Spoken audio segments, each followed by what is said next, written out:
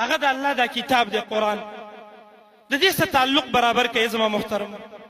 صرف د یو رمضان او بل رمضان تعلق ورسره مه ساتئ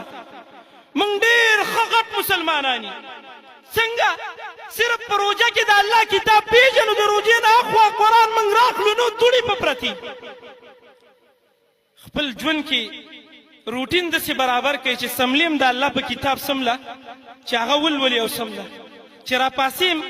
د خپل ورځې آغاز د الله په کتاب باندې وکړه ته وګوره ستا دا ژوند د راحت او د جنت ژوند جوړېږي که نه جوړېږي د دې قرآن سره تعلق برابر کړي قرآن کې الله فرمایي الا بذکر الله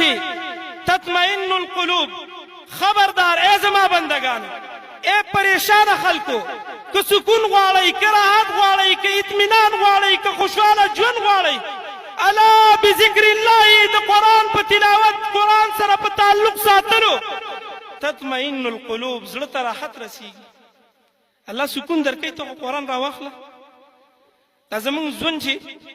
تنگ دی بې راحته دی بې سکونه دی والله العظیم عظیم سبب د دې دا دی چې موږ قرآن پرېښی دی او قرآن کې الله موږ ته فرمایلي مو چې د دې په پرېښستو به ستاسو ژوند تنګ کړم فرمایي ومن أعرض عن ذكري فإن له معيشة ضنكا ونحشره يوم القيامة أعمى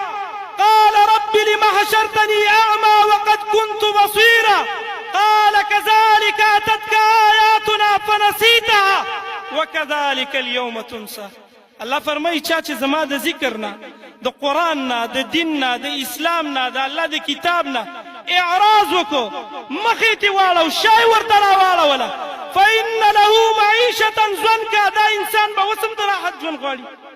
الله وایي ژوند به سخت کم سخت تنګ ژوند به وله ورکړم ژوند زموږ تنګ دی که نه دی سم خیال دی د الله کتاب هم پرېښی که نه